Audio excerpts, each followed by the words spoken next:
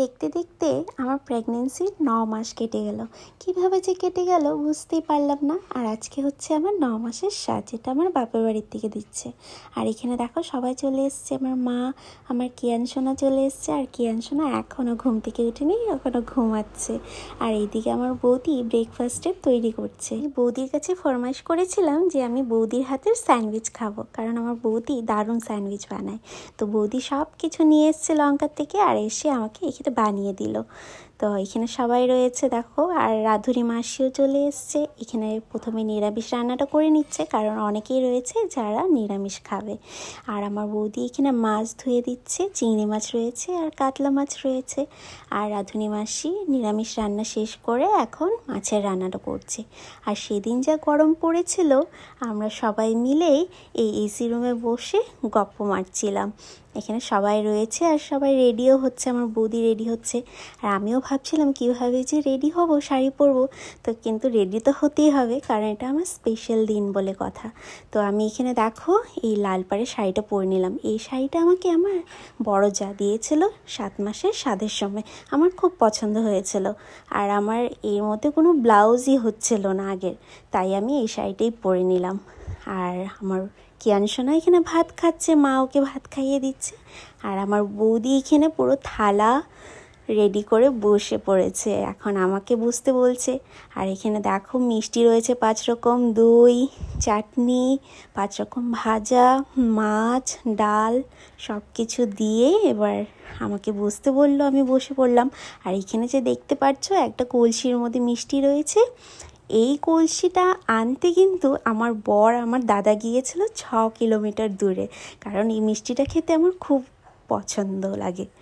কারণ এমনি তো আমি মিষ্টি খাই না, কিন্তু এই মিষ্টিটা আমার ভীষণ প্রিয়।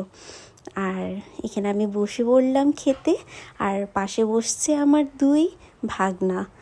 তো প্রথমে আমি ভাত মেখে, আমাকে নাকি প্রথমে শুগে এটা ফেলতে হবে 3 বার, তারপর আমাকে খেতে হবে। তো তাই আমি সব একটু একটু করে নিয়ে মেখে প্রথমে এটা শুগে ফেলে নেব 3 বার, এবার আমি ভাতটা খাবো। তো দেখতেই পাচ্ছ, এবার আমি নিয়মটা প্রথমে করে নিলাম। এবার আমি আমার ভাগনা দুটোকে খাইয়ে দিচ্ছি। প্রথমে কুণালকে খাইয়ে দিলাম, এবার সৌরভকে খাওয়াচ্ছিলাম, কিন্তু ও তো মাছ খায় না, তার জন্য ও ভাতটা খেলো না, ভাজা খেলো। আর এই যে দেখো আদি রয়েছে, আদিকেও তো তোমরা চিনোই, ও আমার ভাজতা হয়, আমার ভাসুরের ছেলে। ওকেও আমি 1 গ্রাস খাইয়ে দিলাম। তো তারপর আমি সবটা আমি একাই খেয়েছি। মিষ্টিগুলো আমি খেতে পারিনি অবশ্য, কারণ আমার মিষ্টি তেমনটা পছন্দ না। বাকি আমি সব কিছুই খেয়েছি। আর এখানে দেখো আমার বৌদির পিসাতো ভাইয়ের বউ আর পিসাতো বোন এসছে উলুবাড়ির থেকে, তা আমার খুব ভালো লাগছে। আর এখানে আমার কিয়ান সোনার সাথে আমি একটু ফটো তুলে নিলাম। এবার সবাই বসে রয়েছে আর আমি এখানে খাচ্ছি। আমার খেতে যা সময় লেগেছে, মানে 2 ব্যাচ খাওয়া হয়ে গেছে, কিন্তু আমার খাওয়া আর শেষ হয়নি। তো আরামসে বসে বসে খাচ্ছিলাম। আর এখানটায় সবাই বলছিল আমার বরের সাথে একটা ফটো তুলতে, তাই আমি ওকে ডাকছিলাম। আর ও তো একদম ফটো তুলতে ভালোবাসে না, তাই একটু লজ্জা পাচ্ছিলো, বলছিল যে ফটো তুললে নাকি টাকা লাগবে। এমনি একটু আমার সাথে মশকরা করছিল। তো যাই হোক, তো চলে আসলো। ও তো রেডি হয়ে বসেনি, এমনি বসে পড়েছে। আর এখানে দাদা আমাদেরকে একটু ফটো তুলে দিল। আর এই যে খাওয়া দাওয়া শেষ, আর মাদের এখানে পান খাওয়া শুরু হয়ে গেছে।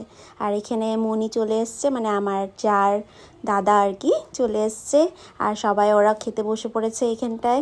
আজকের দিনটাতে 4 জন মানুষকে প্রচণ্ডভাবে মিস করেছি, ভাইয়া, তনুশ্রী, টুসি আর আমার বড় যাকে।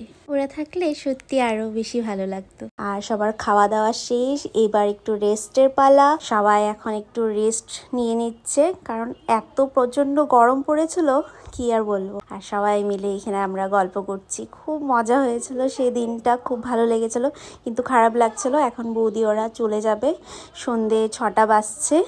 আর ওরা আজকে চলে যাবে, কারণ ছুটি পায়নি, যেহেতু অফিস আছে, পরের দিন অফিস করতে হবে ঘরে গিয়ে। আর এই যে আমার কিয়ান সোনা চলে যাচ্ছে, আমার খুব খারাপ লাগছে। ওর সাথে আমি একটু ভিডিও করে নিলাম।